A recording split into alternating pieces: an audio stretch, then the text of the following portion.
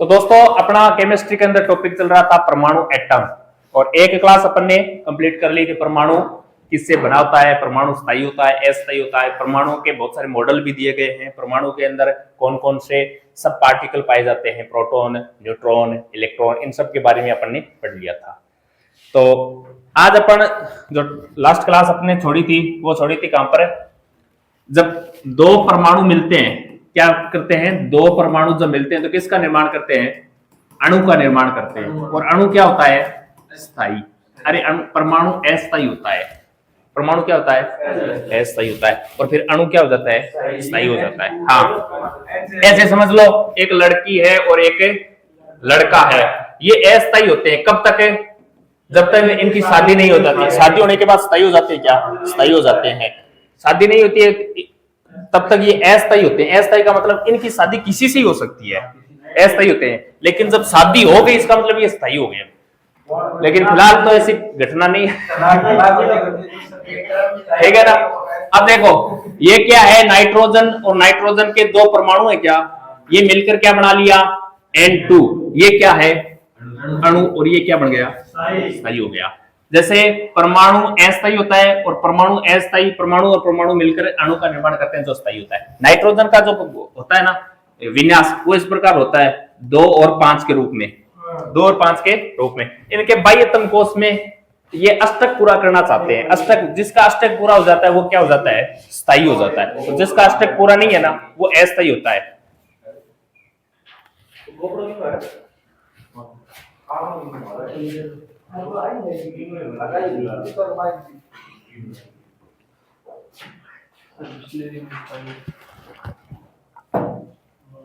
Train के अंदर संकल बना रखे हाँ, देखो जो भी परमाणु है ना अपना अष्टक पूरा करना चाहता है। बाह्यतम कोश में 8 परमाणु, 8 इलेक्ट्रॉन को 8 इलेक्ट्रॉन बनाकर वो अपना अष्टक पूरा करना चाहता है, और जिसका अष्टक पूरा हो जाता है ना वो स्थायी हो जाता है, ठीक है ना। इस प्रकार के कुछ अपवाद भी आएंगे परमाणु में हैं। जो अपना अक्रिय गैस पड़ी थी, जो किसी से क्रिया नहीं करते, तो वो क्या है, उनका अष्टक पूर्ण होता है तो वो किसी से क्रिया नहीं करते, वो स्थायी होते हैं। लेकिन बाकी जितने भी है ना इनका अष्टक पूरा नहीं होता है। जैसे नाइट्रोजन का 2 और 5 होता है क्या, तो बाह्यतम कोश में अष्टक पूरा नहीं है, अतः क्या है, ये अस्थायी है। तो ये इलेक्ट्रॉनों का क्या करता है, साझा। इलेक्ट्रॉनों का क्या करता है, साझा। साझा यानी शेयरिंग करना, पार्टनरशिप करना। तो ये इलेक्ट्रॉनों का साझा करता है, और जो इलेक्ट्रॉनों का साझा करता है उस बॉन्ड को क्या कहते हैं, सहसंयोजक बंध बोलते हैं उसको। जैसे ये नाइट्रोजन है और ये नाइट्रोजन है। बाह्यतम कोश में 5 होते हैं क्या, ये देखो बाह्यतम कोश में 5 है। कितने चाहिए, 8। अरे अष्टक पूरा करने के लिए 8 चाहिए क्या, 5 है। देखो 1 2 3 4 5, 1 2 3 4 5। अब ये क्या बोल रहा है कि स्थायी होने के लिए क्या करना है अपने को, इलेक्ट्रॉनों का साझा करना है, क्या शेयरिंग करनी है। तो ये बोल रहा है 3 मुझे दे दे, ये बोल रहा है 3 मुझे दे दे। तो 3 3 6 और 2 8, इसका अष्टक पूरा हो जाएगा क्या। ये बोल रहा है 3 मुझे भी दे दे, तो इस प्रकार दे तो नहीं सकता। ये 3 इसको दे देगा तो इसके पार 2 ही बचेंगे बाह्यतम कोश में, ये बहुत ज्यादा अस्थायी हो जाएगा। तो ये शेयरिंग करते हैं, शेयरिंग इस प्रकार की जाती है। देखो ये बोल रहा है ये 3 वाले और तेरे वाले 3 वाले, इस प्रकार ये शेयरिंग कर लेते हैं। और शेयरिंग करके इसका अष्टक पूरा हो गया क्या, इसका अष्टक पूरा हो गया क्या, और ये मिलकर दोनों क्या बना देते हैं, ये स्थायी अणु बना देते हैं। इसी प्रकार ये तो होता है इलेक्ट्रॉनों का साझा करना। क्या करना, इलेक्ट्रॉनों का साझा करना। जिस प्रकार ये ऑक्सीजन देख लो, ऑक्सीजन के अंदर O2 स्थायी होती है। अपन हमेशा O2 लिख दें, O क्यों नहीं लिखते, O परमाणु है और परमाणु स्थायी नहीं होता है। O2 क्या है, अणु, ऑक्सीजन है, ये स्थायी है। स्थायी कैसे हुआ, जैसे एक ऑक्सीजन का देखो जो विन्यास होता है 2 और 6 के रूप में होता है। बाह्यतम कोश में कितने हैं, 6 होते हैं क्या, ऑक्सीजन के ऊपर 6। देखो इस प्रकार बना लो, ये 6 है, ये कोई ऑक्सीजन है और ये बाह्यतम कोश में 6 इलेक्ट्रॉन। ये बोल रहा है मुझे 8 चाहिए, 8 चाहिए। तो ये क्या करेगा, साझा करेगा। साझा किस प्रकार करेगा, ये लो और ये लो, ये साझा कर लिया क्या, तो ये O2, ये स्थायी अणु बन गया। तो इलेक्ट्रॉनों का जो साझा करता है उसे क्या कहते हैं, कौन सा बॉन्ड होता है, वो सहसंयोजक बंध होता है। याद रखना, पूछा हुआ क्वेश्चन है। एक क्या आता है, देखो एक्रिय गैसों को छोड़कर किसी का भी अष्टक पूर्ण नहीं होता है, अतः वे ऐसे ही होते हैं। जितनी भी एक्रिय गैस होती है ना उनका अष्टक पूर्ण होता है, तो ये किसी से क्रिया नहीं करते। क्यों नहीं करते क्रिया? इनका अष्टक पूरा होता है। क्यों करते हैं क्रिया? ऐसा समझ लो एक्रिय गैस है ना, ये ऑलरेडी शादीशुदा है, ठीक है ना, ये किसी से क्रिया नहीं करते। जब इलेक्ट्रॉन आदान प्रदान किया जाता है ना, इलेक्ट्रॉन साझा कर रहे थे, क्या शेयरिंग पार्टनरशिप, इलेक्ट्रॉनों का साझा कर रहे थे, तो कौन सा बंध बन रहा था? सहसंयोजक बंध। और एक होता है इलेक्ट्रॉन को आदान प्रदान करना, कि ये ले मेरे पास फालतू पड़ा है एक इलेक्ट्रॉन, मेरे तो काम आ नहीं रहा, ये तू ले जा, तेरे काम आ जाएगा। तो इलेक्ट्रॉन का आदान प्रदान करना, ये कौन सा बंध कहलाता है? आयनिक बंध कहलाता है।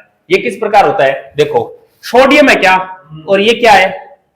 क्लोरीन। देखो सोडियम के ऊपर 11 और क्लोरीन के ऊपर 17, इनका द्रव्यमान होता है क्या? इनका तो विन्यास लिखा जाता है 2, 8 और 1 के रूप में लिखा जाता है, इसका 2, 8 और 7 के रूप में लिखा जाता है। मैं यहां लिख रहा हूं, देखो ये सोडियम है, ये सोडियम है, सोडियम 11 यानी 2, 8 और 1, और एक होता है क्लोरीन, देखो 2, 8 और 7, हाँ इसका होता है 17।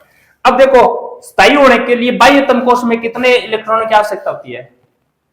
8। अरे अष्टक पूरा करना है 8 की। ये बोल रहा है मेरे तो यार बाह्य तम कोश में 1 है, कितना है? इसको स्थायी होने के लिए कितने चाहिए? 7 और चाहिए। ये बोल रहा है मेरे पास देख बाह्य तम कोश में 7 है, और मेरे को स्थायी होने के लिए कितने चाहिए? 1 ही चाहिए। ये बोल रहा है यार मेरे को 7 तो मिलेंगे नहीं, तो ये बोल रहा है मेरा 1 वाला ऐसे ही पड़ा है, तू ले जा। ये बोला ठीक है मुझे दे दे, मेरे तो 1 की कमी थी।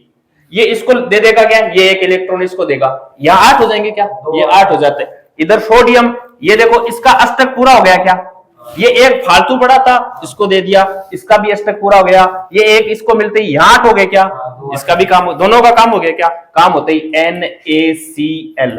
बताओ बना कि नहीं बना?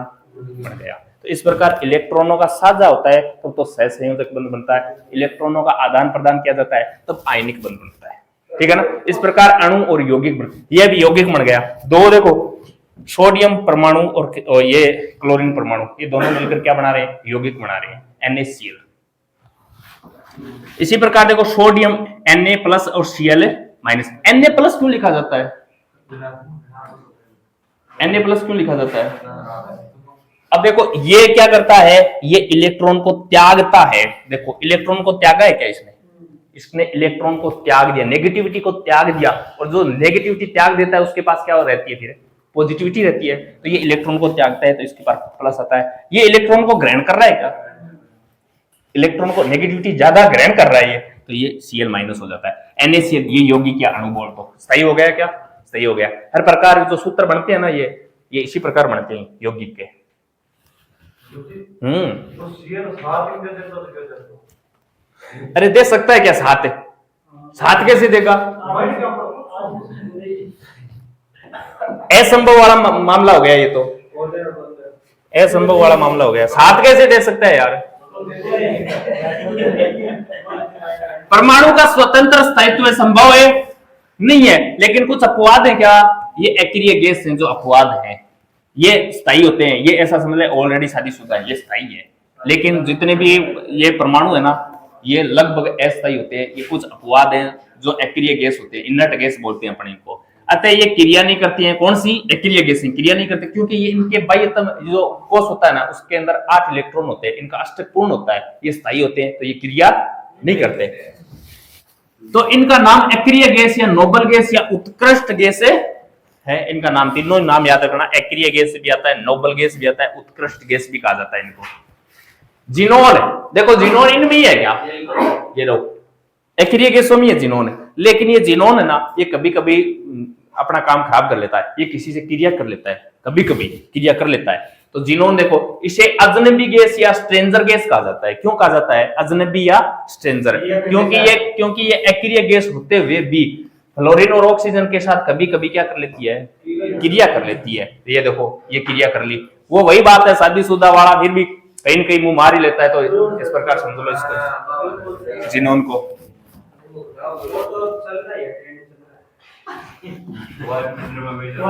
ट्रेंड चल नहीं रहा आपका, देखेंगे क्या होगा।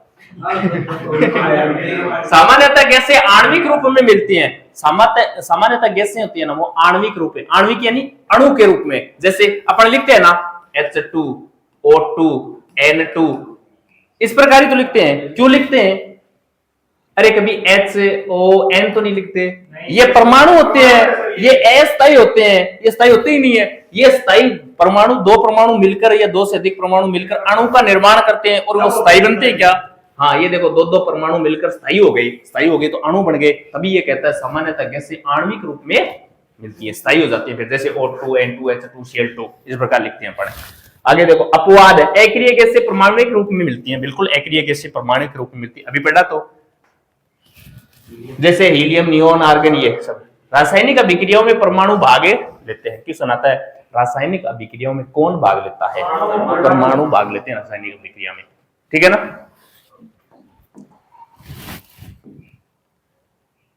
नेक्स्ट क्या है अपना? अणु, मॉलिक्यूल किसे कहा जाता है? परमाणु परस्पर क्रिया करके क्या बनाते हैं?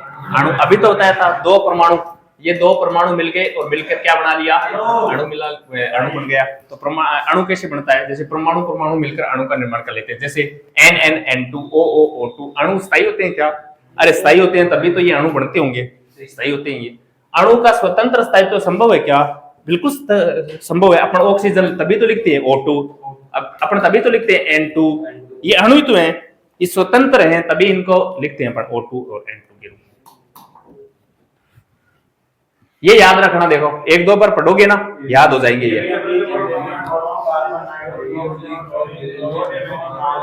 1 से 20 तक है, 1 से 20 तक है। ये तो इनका परमाणु क्रमांक है। परमाणु क्रमांक यानी क्रम, 1 2 3 4 5 क्रम।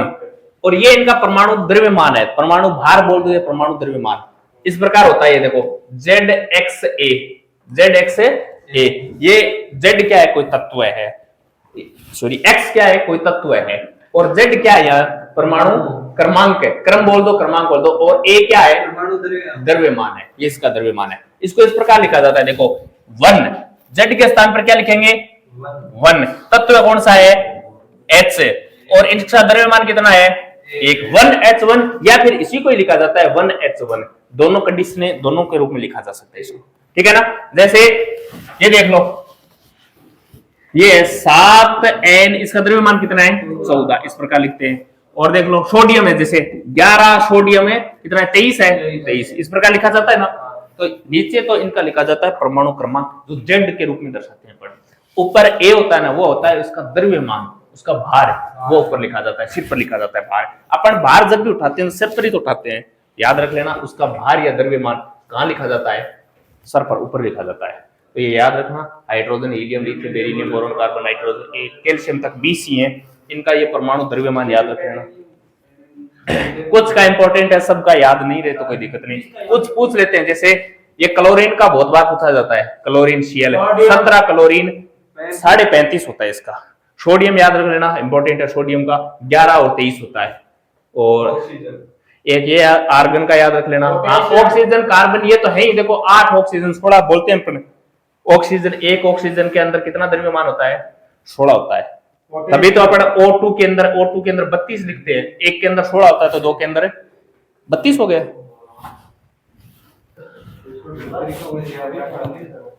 कोई तरीका नहीं है, ऊपर से नीचे पढ़ना है, 2-4 बार पढ़ोगे।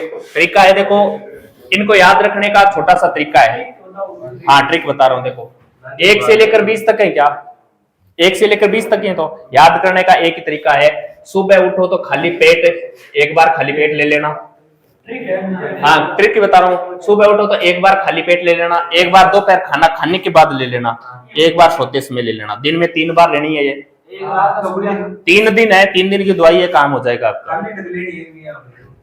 खाली ढक क्या लोगे?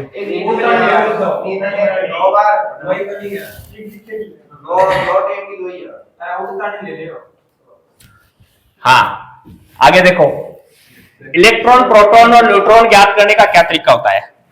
किसी भी तत्व उसके अंदर कितने इलेक्ट्रॉन, प्रोटॉन और न्यूट्रॉन होते हैं, कैसे पता चलता है? जैसे ये तो बताया हुआ है, देखो इधर आजा, देखो ये अभी बताया था ना। Z क्या होता है? परमाणु क्रमांक होता है। और A क्या होता है? द्रव्यमान। X क्या है यहाँ पर? कोई तत्व है? अरे कोई तत्व ही तो है। A द्रव्यमान होता है, यानी मास नंबर होता है उसका, मास द्रव्यमान होता है। और Z क्या होता है? परमाणु क्रमांक, एटॉमिक नंबर होता है। जैसे छोटा सा उदाहरण दे रखी है अपने को, देखो 6C12 कार्बन है क्या? कार्बन कितने नंबर पर होता है? 6 पर, और उसका द्रव्यमान कितना होता है? 12 होता है ना। अब देखो परमाणु क्रमांक है, अपन ने पढ़ा था Z बराबर होता है P, यानी जितने नंबर पर परमाणु क्रमांक है ना, जिस तत्व का जितना परमाणु क्रमांक है उतना ही उसके अंदर प्रोटॉन की संख्या पाई जाती है। अरे अपने को क्या पता चला कि इस कार्बन को 6 नंबर पर ही रखना है? कैसे पता चला? हाइड्रोजन को 1 नंबर पर रखना है। अरे इनके प्रोटोनों की संख्या के आधार पर रखा गया है। इस कार्बन के अंदर कितने प्रोटोन है? 6, यानी परमाणु क्रमांक Z है, P फॉर प्रोटोन है। ये दोनों बराबर कैसे हुए? ये तो बराबर क्रम में है, तो बराबर हो गए। इसके अंदर 6 प्रोटॉन पाए जाते हैं, तो इसको 6 नंबर पर रख दिया, तो इनका क्रमांक भी 6 हो गया। फिर हाइड्रोजन के अंदर 1 प्रोटॉन पाया जाता है क्या? 1 नंबर पर। हीलियम के अंदर है 2 पे रख दिया। अरे इसी प्रकार रखे गए हैं। परमाणु क्रमांक है ना, ये प्रोटॉन के आधार पर निर्भर किए गए हैं। जिसका जितना प्रोटॉन उतना उसका परमाणु क्रमांक है। तो बताओ Z बराबर P लिख सकता हूं क्या? Z बराबर P लिख सकता। हमेशा ध्यान रखना, तत्व के अंदर जितने प्रोटॉन होते हैं उतने क्या पाए जाते हैं? उसके अंदर इलेक्ट्रॉन पाए जाते हैं। तो मैं ये बोल सकता हूँ क्या? P बराबर E। ये दोनों याद रखना, Z बराबर P और P बराबर E, यानी P का मान ही तो Z होता है और P का मान ही E होता है, यानी जितने प्रोटॉन उतने इलेक्ट्रॉन पाए जाते हैं। और ये न्यूट्रॉन होते हैं ना, N न्यूट्रॉन, ये ध्यान रखना A माइनस Z होता है। न्यूट्रॉनों की संख्या क्या होती है? A minus Z। A minus Z मतलब है द्रव्यमान में से इनका परमाणु क्रमांक घटा देते हैं ना, तो N का मान आ जाता है। अब देखो कार्बन के अंदर देखो ये 6C12 है क्या? यहाँ एक तो प्रोटॉन पूछा जाता है, एक इलेक्ट्रॉन की संख्या पूछी जाती है, एक न्यूट्रॉन की संख्या पूछी जाती है, 3 पूछे जाते हैं। प्रोटॉन बोलो कितने हैं? कार्बन के अंदर प्रोटॉन कितने हैं? 6। क्या पता चला? अरे Z बराबर P नहीं होता है क्या? Z का मतलब कितना है? Z 6, तो जितना Z होता है उतना ही P होता है, यानी जितने जितने जितने नंबर पर ये क्रमांक होता है ना उतने प्रोटॉन होते हैं। तो Z का मान 6 तो उतना ही P होगा। तो वो तो इसके अंदर प्रोटॉन कितने हैं? 6 ही होंगे। Z के बराबर P होता है। मैंने बोल दिया P बराबर क्या होता है? E होता है। तो इलेक्ट्रॉनों की संख्या बताओ? सही होगी। N का मान न्यूट्रॉन ज्ञात करना है। न्यूट्रॉन ज्ञात कैसे करते हैं? A minus Z, A minus Z करो, ये आ गया। किसी भी तत्व में प्रोटॉन, इलेक्ट्रॉन, न्यूट्रॉन ज्ञात कर सकते हैं क्या? Z बराबर तो P होता है और P बराबर E होता है। तो इस प्रकार लिख लो Z बराबर P बराबर E। ये लो, कोई दिक्कत थोड़ी है, कोई दिक्कत नहीं है।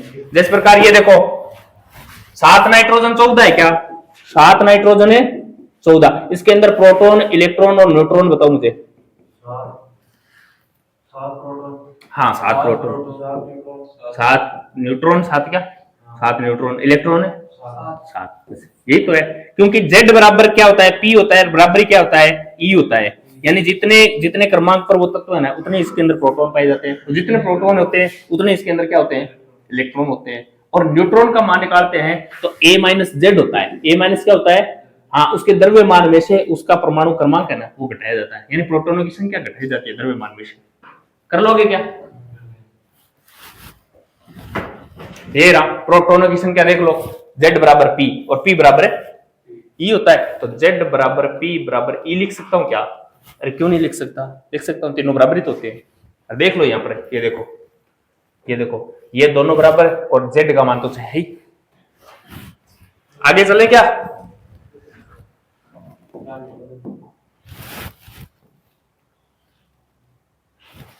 क्या है यहां पर देखो,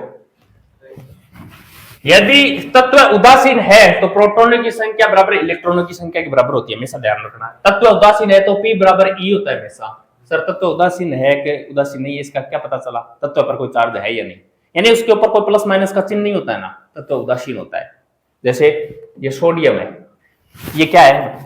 उदासीन है। मैंने लिख दिया सोडियम प्लस है। अब क्या है ये उदासीन नहीं है, इसके ऊपर चार्ज है प्लस का, +2 कर दिया, ये चार्ज है इनके ऊपर है। तो उदासीन कब होता है? जब उसके ऊपर कोई चार्ज नहीं होता है, किसी प्रकार का चार्ज नहीं होता तो उदासीन होता है। और जब उदासीन होता है ना तो P बराबर E होता है हमेशा, P बराबर E होता है। अगर उदासीन नहीं होता, जैसे सोडियम के ऊपर मैंने प्लस लिख दिया, अभी अपन ने किया था जैसे नाइट्रोजन N14 किया था ना, और यहां पर देखो अगर n का मान इस प्रकार बोल दिया जाए ना, जैसे नाइट्रोजन के ऊपर माइनस है, अब ये माइनस क्या है, इसका मतलब इसके ऊपर इलेक्ट्रॉन की मात्रा क्या है, इलेक्ट्रॉन की मात्रा अधिक है इसके ऊपर, ठीक है ना, माइनस की मात्रा अधिक, यानी माइनस नेगेटिविटी इसके ऊपर अधिक है।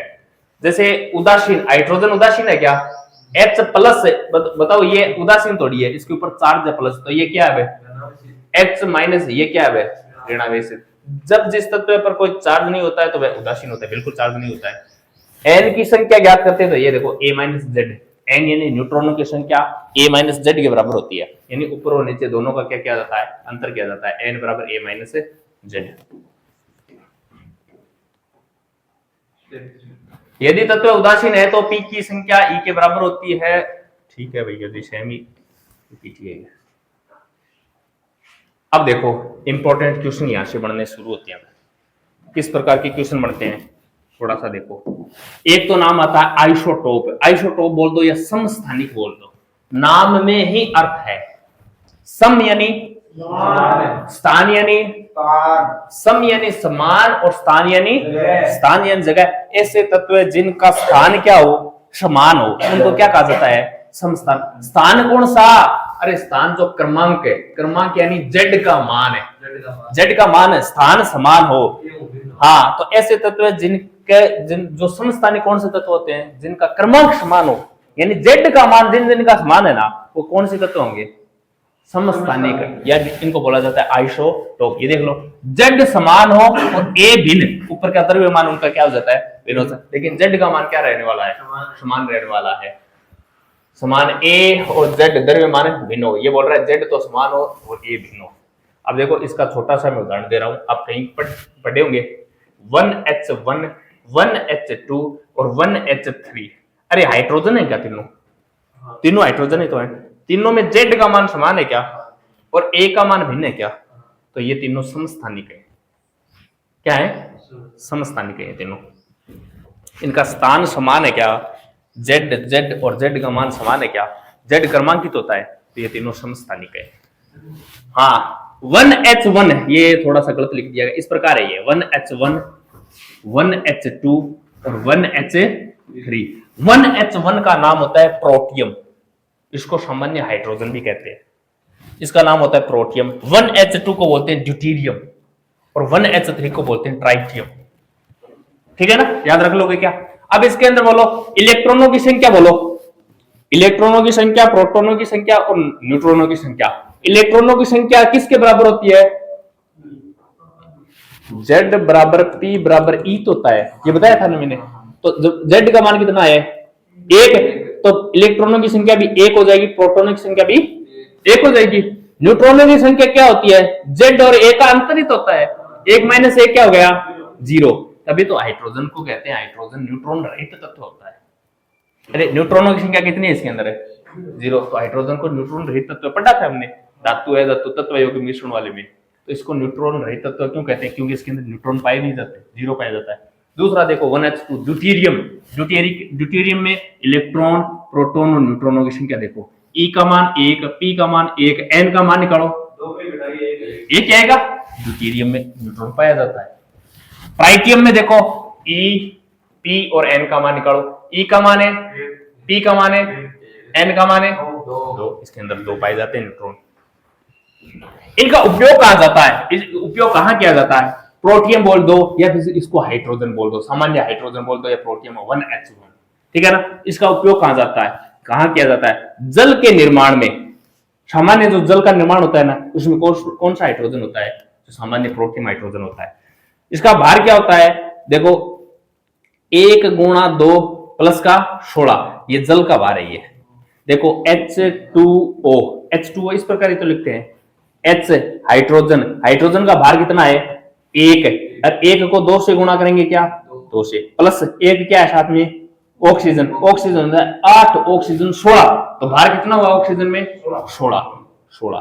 तो 2 को 1 से गुणा करेंगे 2, 16, ये भार 18 इस प्रकार निकलता है। आगे देखो ड्यूटीरियम का यूज कहां होता है, ड्यूटीरियम D2O, इसको भारी पानी कहते हैं। ड्यूटीरियम को इंग्लिश में इस प्रकार लिखा जाता है D2O। इसके निर्माण में इसको भारी पानी या ड्यूटेरियम ऑक्साइड कहा जाता है। भारी पानी का यूज अपन कहाँ करते हैं? भारी पानी का यूज व ग्रेफाइट का यूज हमेशा अपन मंदक के रूप में करते हैं, मंदक, ठीक है ना। एक होता है जो ट्राइटियम, इसका उपयोग कहते हैं रेडियो एक्टिव आइसोटोप, रेडियो सक्रिय समस्थानिक। इसको, ये ट्राइटियम है ना, इसको रेडियो सक्रिय समस्थानिक कहा जाता है। D2O का उपयोग नाभिक के भट्टी में किया जाता है। ये भारी जल होता है, भारी जल। D2O का उपयोग कहां करते हैं? भारी जल होता है, यानी नाभिक के भट्टी के अंदर मंदक है, यानी मॉडरेटर के रूप में इसका उपयोग किया जाता है। वह ग्रेफाइट का उपयोग किया जाता है। D2O का उपयोग कर लो या ग्रेफाइट का उपयोग कर लो। शीतलक है, यानी कोलेंट के रूप में D2O और H2O का उपयोग किया जाता है। शीतलक यानी ठंडा करने के लिए। हाँ, कोलेंट होता है हरा, बिल्कुल सही बात है। जैसे गाड़ियों के रेडिएटर होते हैं ना, इस रेडिएटर के अंदर अपन पानी डालते हैं, लेकिन पानी तो अपन घर से डाल लेते हैं। पानी से पहले जो कंपनी डाल के देती है ना, उसके अंदर देखना ग्रीन ग्रीन होता है वो। हाँ, ये क्या होते हैं? ये D2O वगैरह ही होते हैं ये, यानी शीतलक के रूप में काम करता है। ये कोलेंट होता है ठंडा करने के लिए गाड़ी को।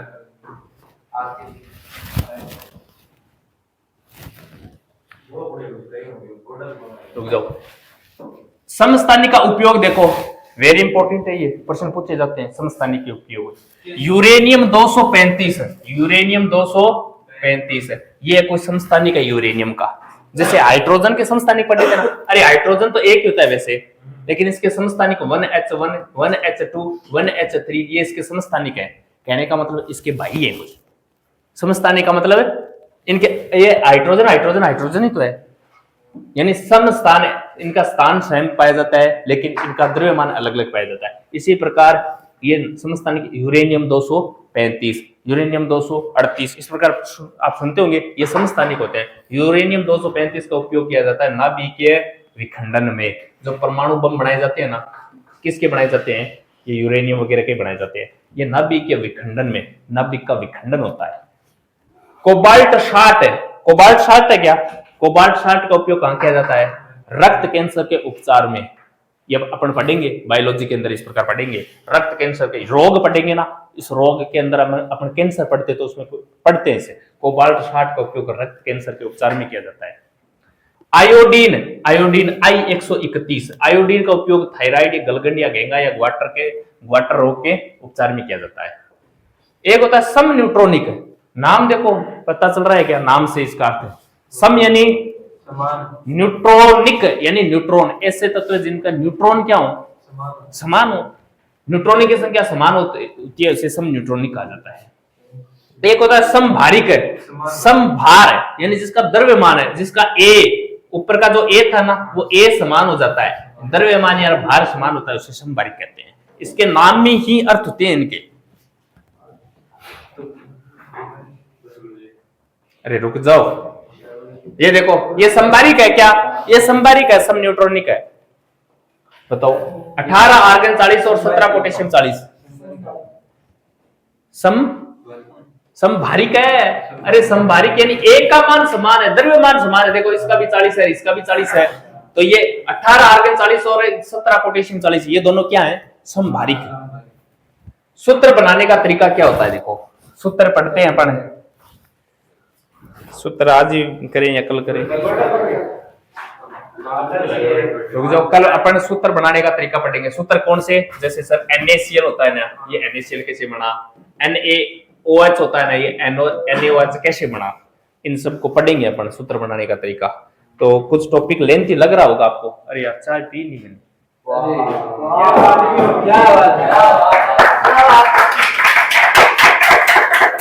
देखो, ये होता है डेडिकेशन।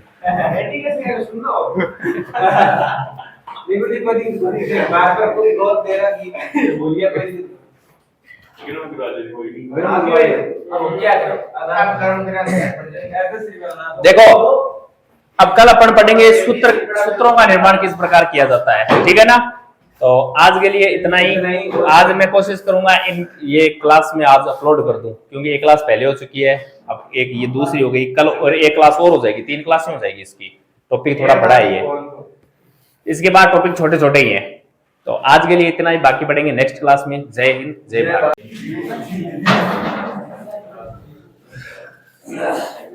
तो नमस्कार दोस्तों, केमिस्ट्री के अंदर अपना टॉपिक चल रहा था परमाणु एटम, और आज अपन कोशिश करेंगे इस टॉपिक को कंप्लीट कर दें। आज अपन पढ़ने वाले हैं कि रासायनिक सूत्र किस प्रकार बनते हैं, ठीक है ना। कल अपन ने पढ़ लिया था, इससे ऊपर क्या पढ़ा था, देखो समस्थानिक का उपयोग कहां कहां करते हैं। देखो यूरेनियम 235 है जिसका उपयोग करते हैं नाभिक के विखंडन में, कोबाल्ट 60 रक्त कैंसर के उपचार में, आयोडीन 131 का उपयोग कहां करते हैं, थायराइड, गलगंड, घेंगा या ग्वाइटर रोग होता है उसके उपचार में करते हैं। सम न्यूट्रॉनिक है जिसके अंदर न्यूट्रॉनों की संख्या क्या होती है, समान होती है। न्यूट्रॉनों की संख्या कैसे निकालते हैं, a-z से, a-z से। और समभारिक है जिसका द्रव्यमान यानी भार समान होता है, उन्हें समभारिक कहा जाता है। समभारिक का उदाहरण है, देखो ये 18 आर्गन 40 और 17 पोटेशियम है 40 है। इनका देखो भार समान है क्या, भार समान है, तो ये दोनों तत्व है समभारिक है। समभारिक का उदाहरण है ये। सूत्र बनाने का तरीका क्या होता है, सूत्र बनाने के देखो 3 चरण होते हैं, 3 स्टेप होते हैं। कौन कौन से स्टेप होते हैं, सबसे पहले तो देखो जो इसके ऊपर आयन होता है ना, उन आयनों को देखना है, आयन किस प्रकार होते हैं। फिर उन आयनों का क्या बनाना है अपने को, रेशियो, अनुपात बनाना है। और उन अनुपातों को फिर क्या करना है, क्रॉस करना है, क्रॉस करके उनको पैरों में लेके जाना है। बस यही सूत्र बनता है और कुछ नहीं। जैसे फॉर एग्जांपल ये देखो, सोडियम पर +1 आयन है क्या, और इधर देखो SO4 के ऊपर -2 है क्या। इन दोनों का अनुपात निकालते हैं तो 1:2 ही बनता है, और अनुपात थोड़ी बन रहा है इनका, यही अनुपात। अब इनको पैर में लेके जाओ, ये 1 है ना, अब प्लस माइनस से कोई मतलब नहीं होगा अपने को, प्लस माइनस को भूल जाओ। अब इसको इधर पैर में लेके जाओ, और ये -2 है ना, प्लस माइनस का तो कोई मतलब ही नहीं, इस 2 को इधर पैर में लेके आओ तो Na2 हो जाएगा क्या, ये 2 इधर आ जाएगा, और SO4 ये इधर 1 आ जाएगा, तो 1 को 1 ही लिखते हैं और क्या लिखते हैं, तो Na2SO4 ये इस प्रकार बन जाएगा। जैसे उदाहरण देखो, ये सोडियम सल्फेट, ये सल्फेट सोडियम का +1 आयन है और सल्फेट का -2। ये बना कैसे, ये सोडियम और सल्फेट के आयन है जो आयनों का रेशियो बनके उनका क्रॉस किया जाता है और पैरों में लेके जाते हैं। इस प्रकार इनका सूत्र बन जाता है। केवल रेशियो पैर में ले जाना है, प्लस माइनस से नहीं। और ये सोडियम सल्फेट Na2SO4 इस प्रकार बन जाता है। और भी उदाहरण देखो, ये आपके आता नहीं है, इस प्रकार बनाना नहीं आता, लेकिन मैं थोड़ा सा बता रहा हूं। इससे संबंधित जो क्वेश्चन है ना, वो आगे पढ़ेंगे, सीधे सीधे याद रखने आपको। परमाणु संरचना और भी देखो, जैसे Na+1 होता है और OH- होता है, -1 होता है, ठीक है ना, सोडियम हाइड्रोक्साइड। अब Na+1 और -1 इनका रेशियो क्या बढ़ेगा, 1:1 ही है, 1:1 है, तो इसको इधर लेके जाओ, इसको इधर पैर में लेके जाएंगे, तो 1 को क्या लिखेंगे, 1 को कुछ लिखना तो है नहीं, तो NaOH इस प्रकार बढ़ जाता है, ठीक है। इसी प्रकार देखो Na+ होता है और Cl- होता है, -1 होता है, तो ये पैरों में जाता है और NaCl बन जाता है। ये इस प्रकार इनके ये यौगिक बनते हैं। परमाणु संरचना की बात करते हैं। देखो अब परमाणु की संरचना के बारे में कुछ सिद्धांत दिए गए, कुछ नियम दिए गए, उनको पढ़ना है अपने को। सबसे पहले प्रथम परमाणुवाद सिद्धांत किसने दिया था, जॉन डाल्टन ने दिया था। कब दिया था, 1808 में दिया। इतना याद रखना है, जॉन डाल्टन की ये थ्योरी है बड़ी सारी, अपने को याद नहीं करना, इतना अपने आता नहीं है, ठीक है ना। वैसे ये टॉपिक बहुत बड़ा होता है। तो सबसे प्रथम परमाणुवाद सिद्धांत जॉन डाल्टन ने दिया था, 1808 में दिया था, इतना याद रखना है। जे थॉमसन 1904, थॉमसन ने क्या किया था, सर्वप्रथम आवेश वितरण के बारे में बताया था, और आवेश वितरण के बारे में बताया था प्लम पुडिंग मॉडल या तरबूज मॉडल दिया था इन्होंने। किस प्रकार, जिस प्रकार एक तरबूज होता है ना, और तरबूज के अंदर बीज होते हैं ना, अरे बीज होते हैं क्या, इसी प्रकार इसने परमाणु के आकार को होता है कि परमाणु होता है, और परमाणु के अंदर जिस प्रकार तरबूज के अंदर, एक तो तरबूज के अंदर गिरी वाला भाग होता है ना रेड कलर का, और एक इसके अंदर बीज होते हैं। ये बोल रहा था ये जो लाल कलर होता है तरबूज के अंदर वो धनावेशित होता है, और ये बीज होते हैं ये ऋणावेशित होते हैं। इसी प्रकार इसने कहा था परमाणु होता है। इस प्रकार इसको प्लम पुडिंग एक मिठाई होती है, ठीक है ना, और या फिर तरबूज, प्लम पुडिंग मिठाई होती है जिसके अंदर काजू बादाम इस प्रकार चुबाए जाते हैं, जिस प्रकार तरबूज के अंदर डीज होते हैं उसी प्रकार। तो इसका उदाहरण दिया था जैसे तरबूज या प्लम पुडिंग, मॉडल बता दिया उसको। किसने बताया ये? थॉमसन ने। कब? 1904 में। फिर आता है रदरफोर्ड 1911 में। इस रदरफोर्ड ने किसकी खोज की? एक तो नाभिक की खोज की। सर्वप्रथम नाभिक के बारे में किसने बताया? रदरफोर्ड ने, तभी तो ये खोज करता हुआ था। प्रयोग किया स्वर्ण पत्री प्रयोग या अल्फा प्रकीर्णन प्रयोग किया था इसने परमाणु के लिए। रदरफोर्ड ने क्या किया था? हाँ, सोने की एक पन्नी ली थी इस प्रकार, और यहां से अल्फा कणों की बौछार करवाई थी इसने, ठीक है ना। तो इसमें से 20,000 अल्फा कणों की बौछार करवाई, जिसमें से एक अल्फा कण यहां टकरा कर वापिस उसी की तरफ चला गया। तब इसको पता चला कि कुछ तो है इसके अंदर है। और वो जहां से टकरा कर किरण वापिस चली गई थी ना अल्फा कण, मतलब वो किससे टकरा के गई थी? नाभिक के टकरा के गई होगी। कोई नाभिक होता है इसके अंदर, परमाणु के अंदर। तो इस प्रकार इसने नाभिक की खोज की थी। स्वर्ण पन्नी प्रयोग से। कमी, परमाणु के स्थायित्व की व्याख्या नहीं कर पाया, ये इसकी कमी थी।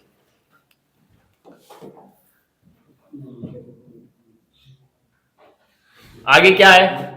परमाणु का समस्त भार या द्रव्यमान नाभिक में होता है, ये ध्यान रखना। परमाणु का जो समस्त भार या द्रव्यमान होता है ना, वो कहां होता है? नाभिक में स्थित होता है। नील्स बोर 1913 के में परमाणु के स्थायित्व की व्याख्या की थी इन्होंने, और सर्वप्रथम कक्षा या कोष के बारे में बताया था। ये बाहर नजर आ रहे हैं क्या आपको, जहां इलेक्ट्रॉन चक्र काटते हैं? इलेक्ट्रॉन चक्र कहां काटते हैं? कक्षा या कोष में तो काटते हैं। और इनके बारे में किसने बताया था सबसे पहले? नील्स बोर ने बताया था। इनके ऊर्जा के स्तर होते हैं इस प्रकार, देखो 1 2 3 4 इस प्रकार बोल दो, या फिर KLMN इस प्रकार बोल दो। ये ऊर्जा के स्तर होते हैं। सबसे कम ऊर्जा किस में होती है? 1 में या फिर K में, और उसके बाद LMN, और सबसे अधिक ऊर्जा किस में होती है? N में होती है। ये नील्स बोर थे, इन्होंने ये जो ऊर्जा के स्तर हैं इनके बारे में बताया था।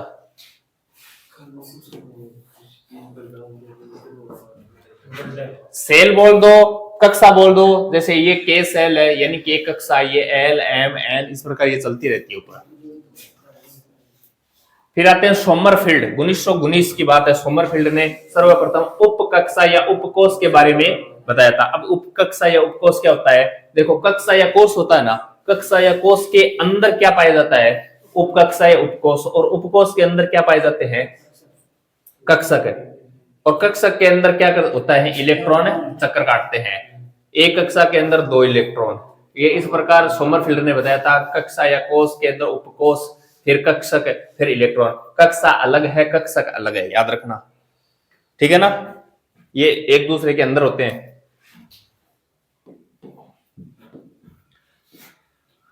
जैसे इसको समझो एक बार, 4 उपकक्षाएं होती हैं। कोष यानी कक्ष के अंदर 4 उपकोष होते हैं। उपकोष बोल दो या उपकक्षाएं बोल दो। जैसे S, P, D और F, ये क्या है? उपकक्षाएं हैं। इनका आकार होता है अलग अलग। S का आकार होता है गोलाकार, P का होता है डंबलाकार, और D का होता है द्विडंबलाकार, और F का होता है जटिल। कक्षक की संख्या की बात करेंगे, S के अंदर 1 है, P के अंदर 3 है, D के अंदर 5 और F के अंदर 7 है। ये कक्षक है ना, इस एक कक्षक के अंदर कितने इलेक्ट्रॉन भरे जाते हैं? 2। इस प्रकार ये कक्षक है। S के अंदर एक कक्षक पाया जाता है, ये S है। P के अंदर कितने? 3, ये लो, ये 3 हो गए। D के अंदर है कितने कक्षक हैं? 5, ये लो 5 है। और F के अंदर है 7, ये लो 7, 1 2 3 4 5 6, ये 7 हो गए। एक कक्षक के अंदर कितने इलेक्ट्रॉन भरे जाते हैं? 2। तो बताओ S के अंदर कितने इलेक्ट्रॉन भरे जाएंगे? अरे 2 ही भरे जाएंगे, तो एक ही तो कक्षक है ये, 2 ही भरे जाएंगे, 2 भर दो। देखो इस प्रकार इलेक्ट्रॉन भरती है 2। इसके अंदर इलेक्ट्रॉन P के अंदर कितने कक्षक हैं? 3। अरे कक्षक के लिए बोल रहा हूं मैं, कक्षक। अब कक्षक 3 है, एक कक्षक में 2 इलेक्ट्रॉन भरे जाते हैं, तो 3 कक्षक में 6 भर दो। इस प्रकार ये लो। इसके अंदर कितने कक्षक है? 5 है, तो कितने इलेक्ट्रॉन है? 7 के अंदर है 14। तो ये समझ में आया क्या? कक्षक है, एक कक्षक में 2 इलेक्ट्रॉन भरे जाते हैं। तो S के अंदर 2 इलेक्ट्रॉन, P के अंदर 6 इलेक्ट्रॉन, D के अंदर 10 और F के अंदर 16 इलेक्ट्रॉन। किसी कक्षा में इलेक्ट्रॉनों की संख्या 2n² होती है। 2n²। नीचे दिया होगा इसने, नहीं दिया क्या? हाँ, कक्षा में भरे जाते हैं, ये होते हैं, ये कक्षक हैं, कक्षा में इस प्रकार भरे जाते हैं। इलेक्ट्रॉनिक विन्यास क्या होता है? इलेक्ट्रॉनिक विन्यास का प्रतिपादन किसने किया था? बोर और ब्री ने किया था 1921 के अंदर। इलेक्ट्रॉनिक विन्यास भरने के नियम 3 नियम है, N+L का नियम, पाउली का अपवर्जन नियम, हुंड का नियम। ये इलेक्ट्रॉन भरने के 3 नियम है, यानी इन तीनों ने अलग अलग बताया था किस प्रकार इलेक्ट्रॉन भरना है। एक तो कहता है जैसे N+N का नियम क्या कहता है, इसको आप बाउ का नियम भी कहते हैं, आप बाउ का नियम बोल दो या N+L का नियम। इसमें निम्न में, इस नियम में ऊर्जा निम्न ऊर्जा कक्ष से उच्च ऊर्जा कक्ष में भरी जाती है। सबसे पहले निम्न ऊर्जा कक्ष में और उसके बाद किसमें, उच्च ऊर्जा कक्ष में भरी जाती है। और इसी प्रकार दूसरा नियम है पाउली का अपवर्जन नियम। क्वांटम संख्या 4 देखो, n मुख्य क्वांटम संख्या ये इस प्रकार होती है, देखो n, फिर होता है l, फिर होता है m और फिर होता है s। इस प्रकार ये क्वांटम संख्या होती है 4, जिसमें मुख्य क्वांटम संख्या होती है n। कक्षक या ऊर्जा स्तर को ये दर्शाती है, ये कक्षक, कक्षा या ऊर्जा स्तर को दर्शाती है। ये थोड़ा सा लेंथी है, आपको द्विंगसी क्वांटम संख्या या उपकक्षा उप ऊर्जा स्तर को दर्शाती है। चारों उपकक्षाओं के लिए L का मान है S0 P1 D2 F3 और दूसरी है M, दूसरी तो L हो गई, तीसरी M, ये द्विंगसी क्वांटम संख्या को दर्शाता है। L द्विगंशी क्वांटम संख्या को दर्शाता है। M है चुंबकीय क्वांटम संख्या को दर्शाता है, -L से +L तक है। S है चक्रण क्वांटम संख्या को दर्शाता है, ये चुंबक को दर्शाता है और ये चक्रण को दर्शाता है। दक्षिणावर्त का मान S प्लस, ये काम का नहीं है। अरे थोड़ा ये डीपली है मामला, सब कुछ छाप दिया उसने। पाउली का अपवर्जन नियम, हाँ अब ये आपके लेवल का नहीं है, ये पढ़ा रहा हूं ना, ये इतना आता नहीं है आपके, आपके क्वेश्चन किस प्रकार के, लेकिन ये छाप दिए, पढ़ लेते हैं। पाउली का अपवर्जन नियम, एक कक्ष में भरे जाने वाले इलेक्ट्रॉनों का चक्रण समान नहीं होता। पाउली ने ये बोला था, एक कक्षक था ना, इस एक कक्षक में इलेक्ट्रॉन भरते हैं ना, तो उनका चक्रण समान नहीं होता। चक्रण समान नहीं होता तभी तो एक इलेक्ट्रॉन को और दूसरे को एक दूसरे के विपरीत भरते हैं। इस प्रकार क्यों नहीं भरते, इस प्रकार क्यों नहीं भरते? क्योंकि पाउली ने क्या कहा था कि एक कक्ष में भरने वाले इलेक्ट्रॉनों का चक्रण क्या नहीं होता, समान नहीं होता। यानी एक को क्लॉकवाइज भरना है तो दूसरे को एंटी क्लॉकवाइज भरना है। इस कक्ष के अंदर इलेक्ट्रॉन भरने के बारे में पाउली ने बताया था, ये पाउली का अपवर्जन नियम है। हुंड का नियम, हुंड क्या कहते हैं, यदि किसी उपकोष में एक से अधिक कक्षक हो तो सबसे पहले आधा आधा कक्षक भरेंगे, उसके बाद डबलिंग करेंगे। हुंड ने यह बताया था, जैसे इस ये है पहली कक्षा, ये है तीसरी और फिर इसके आगे और है। अपने पास जैसे छह इलेक्ट्रॉन भरने हैं तो 6 इलेक्ट्रॉन सबसे पहले सब में आधा आधा भरेंगे। जैसे यहाँ 1 भर दिया, 2 3 4 यहीं तक है, ऐसा समझो 4, इसके बाद 5 6, ये डबलिंग है ना, बाद में करेंगे। ये ना पहले इसमें 2 भर दिए, फिर इसमें 2 भर दिए, इसमें 2, ये बोल रहा है पहले सब में आधा आधा भरेंगे, इसके बाद इनकी डबलिंग करेंगे। हुंड यही कहता है बस, यदि किसी उपकोष में एक से अधिक कक्षक हो तो सबसे पहले आधा आधा कक्षक भरेंगे, उसके बाद क्या करेंगे अपन, डबलिंग करेंगे, इनकी डबलिंग बाद में करनी है। इस नियम से सही संयोजकता ज्ञात की जा सकती है। ये टॉपिक इतना ही आपका।